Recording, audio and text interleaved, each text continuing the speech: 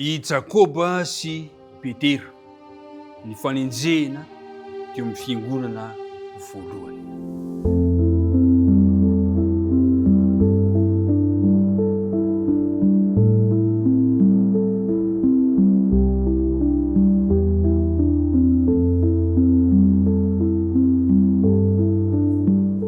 Miaraba antsika rehetrarehetra indray, tafahoana soamantsara amin'izao maraina vaovao izao.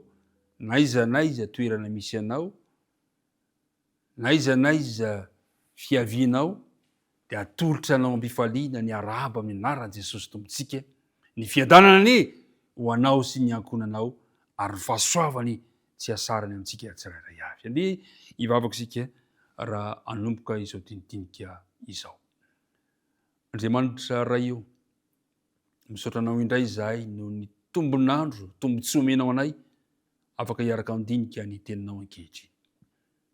Tomoe raha tompo aty anatinay amin'ny alalan'ny fanena masina, ary ianao anie anaisotra hanala ireo tsy fahatanterahana rehetra, ny hevitra mampisaraka anay aminao dia esorinao izany.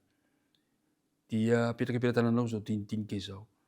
Tsy verina foana ny aminao ny teny, raha tsy efa nahasoany tsirairay avy. Anaran'i Kristy nangatana ny vavaka. Amen. Ny fanenjehana teo anivon'ny fiangonana voalohany. Raha miresaka fiangonana voalohany isika dia mahatsiaro tsara sady fa ny any amin'ny filazantsara ny testamenta vaovao zany no ahitantsika zany, satria fantatsika tsara fa tsy tany amin'ny testamenta taloha ihany akory no ahitana ireo zavatra hitranga amin'ny andro farany, fa ny testamenta vaovao koa. Ary tadio tsara fa tsy mora nanjory kristianina tamin'ny taonjato voalohany, tena tsy mora. Nankahalain'ireo mpiara-mivavaka taminy izy, nankahalain'ireo mpiray tanindrazana taminy izy, ary niatrika ihany koa ny fahatezerany fahajakana romanina izay mpanompo sampy ihany koa izy. Fantatsika tsara fa zany rehetra zany no anisan'ny fahoriana ny hitranga tamin'ireo fiangonana kristianina voalohany. Ary fantatsika tsara fa ny zavatra nitranga tamin'ireo fiangonana voalohany ireny koa dia mampiseho mazava ihany koa ny manjoa ny vahoakan'Andriamanitra eo amin'ny andro farany, mialoha indrindra ny fiverenan'i Jesosy. Tsy natao ampatahotra antsika akory zany, fa ampafantarina antsika kosa, ananantsika fanantenana, fa na dia mandeha mamaky lohasatroky ny fahafatesana azy, tsy matahotra satria Andriamanitra no momba antsika. Dia ny hojerentsika ny voalaza ny zavatra nitranga amin'ny fanenjehana teo amin'ny fiangonana voalohany ao amin'ny asan'ny apôstôly toko 12. Inona ny zavatra nitranga amin'ny andininy voalohany? Ary tamin'izany andro zany Herôda mpanjaka naninjitra ny tanany ampahoriny sasany tamin'ny fiangonana.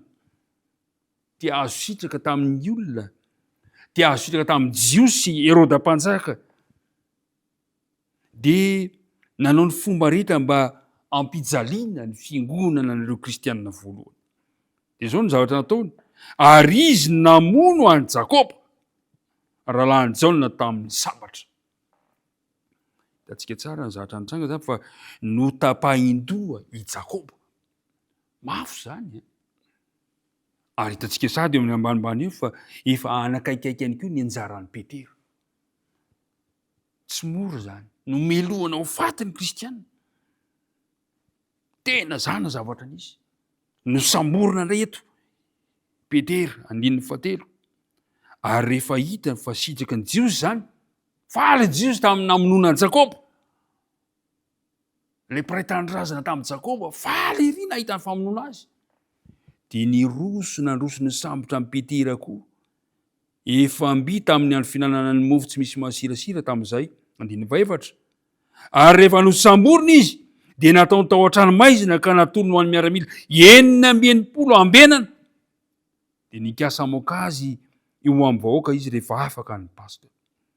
Ary Petera nambenana tao an-tranomaizina, ary fiangonana naherina angataka tamin'Andriamanitra ho azy. Ry mpiara-midinika namana isany, zany no zavatra nitranga.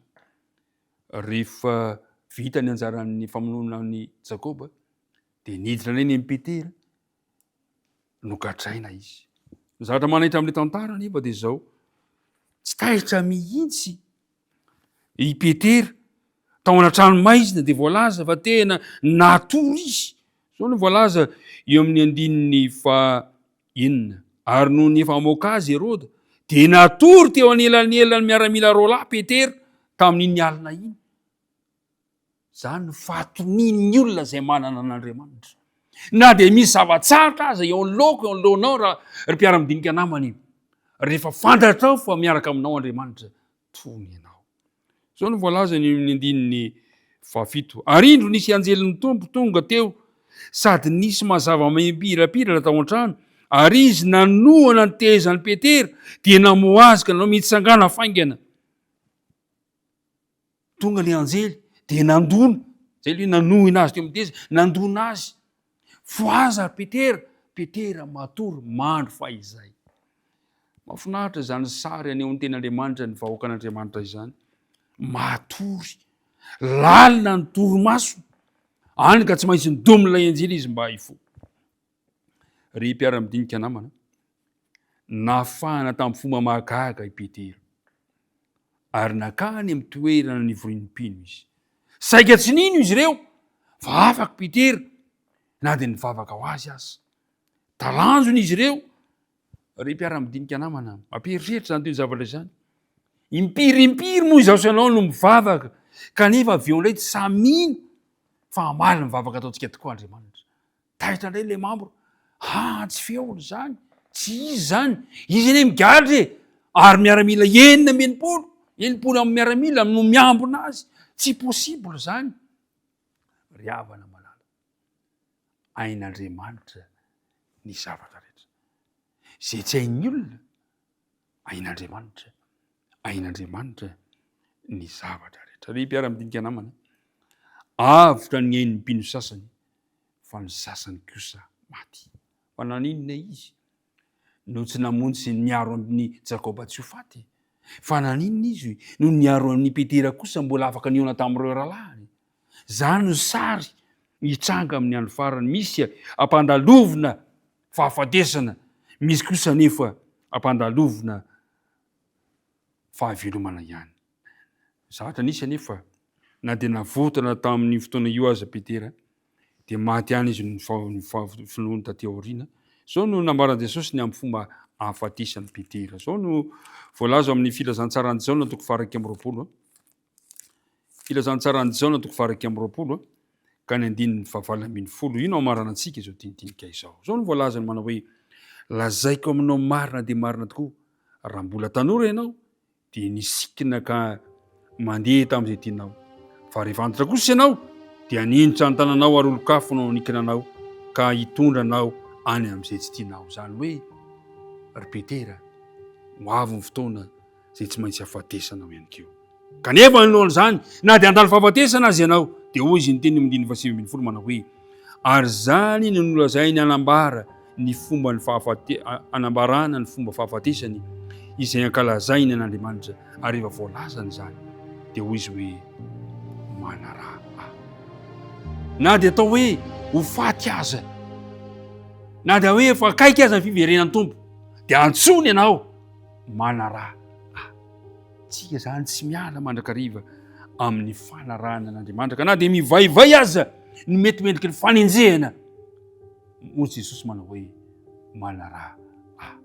Ho aminao koa zany antso izany, ho azy zany antso izany. Ary fantatsika tsara fa nanaraka an'Andriamanitra, nanaraka an' Jesosy tamin'ny fotoana rehetra mandra-pahafatiny i Petera.